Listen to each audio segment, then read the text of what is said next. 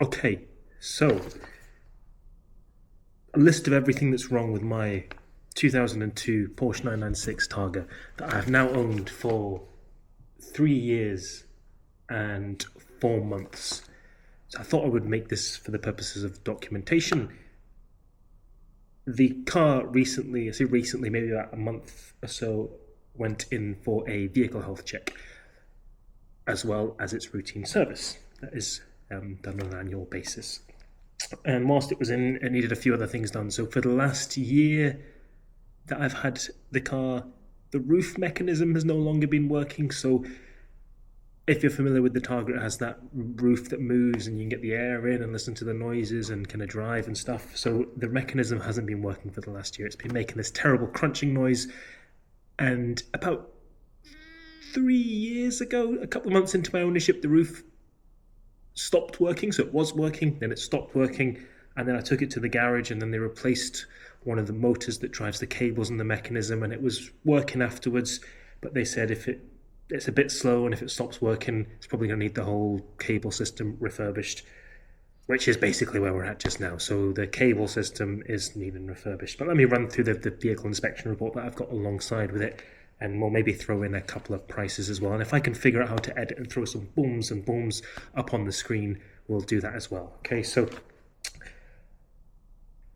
current things. So the reverse lights are inoperative. They said suspect the center console needs looked at and the switch console needs adjusted.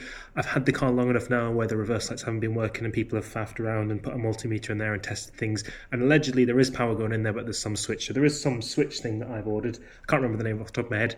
And I think that will fix the problem. So I'm probably just going to try and do that myself. The front brake discs and front brake pads need doing. Fair enough. 545 quid. I guess about 200 or so for the discs and pads, and then the labour, and then the VOT. The VAT. This is inclusive of VAT, so not too bad. And then we've got the near side front steering rack boot is damaged and it needs a new boot. 133 quid and 88 pence. Fair enough. We're going to need a new four-wheel alignment once that's been done. 139 quid. Fair enough. Then suspension condition check. So I had my full suspension overhauled in March 2022. I've got Bilstein B4 shocks. I've got Eichbach 30mm lowering springs. The car's sitting beautifully. The suspension, they've said, play in both rear tuning forks. They suspect this is causing the customer's noise. So there was a very faint knocking noise every now and then. I thought that may be related to the exhaust, because apparently there was a little bit of a crack in a flexi when it was in the garage about a year ago. A couple of months ago.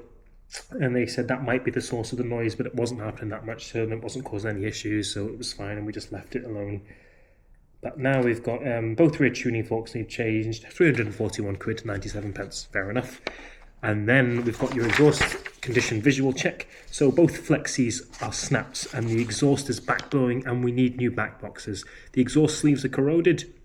They've quoted a price for the Danks rear exhaust box OE style, left and right set, bead blasted stainless steel with the TUV EEC approval for the EU kind of driving stuff. And that's coming in at just under £2,000 for parts and labour fitted. Fair enough, reasonable. Probably going to go for a slightly cost-effective alternative option. I'm thinking of going with the Top Gear loud exhaust for it and just doing it as a DIY job, because I quite like doing some things on my car if I'm able to. Then other bits, we've got the bonnet struts are weak and they don't hold up the bonnet. So the bonnet, I see the frunk. So when the frunk opens, you put your head underneath, and then within a couple of seconds, if you're not holding the lid of the frunk, it's going to hit you on the head. So I've done that myself. Nice little DIY. They were only going to charge me 60 quid. I bought some online for 11 quid and we replaced it, and now the frunk goes flying up. It's fantastic. And then there's a rear mud flap on the near side of the passenger side that needs replaced, 53 quid. And then the almighty Targa roof mechanism that needs refurbished, that's going to come in at just under £3,000, which seems quite reasonable to me for the labour and the work involved with that. And that's pretty much us, isn't it? It's not too bad. I remember when I first got this report a few months ago, was thrown into a state of dismay, thinking, oh my God, what do I do? But I just have to get it fixed, don't I? The other thing is the scuttle panel at the front and the strip that helps line that area needs replaced because it's loose. Again, about a year ago or so, the wiper motors stopped working, so I had to replace the wiper mechanism, and then the scuttle panel was just all worn out, so we'll make a video on replacing that.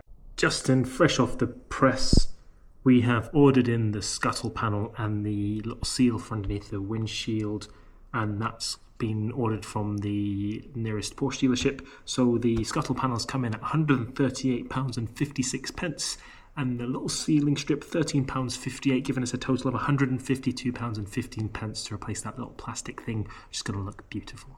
And that's pretty much it. So there will be a little bit of blabbering and maybe 1 or 2 videos showing different parts of DIY and stuff on the car, and we'll see how she turns out.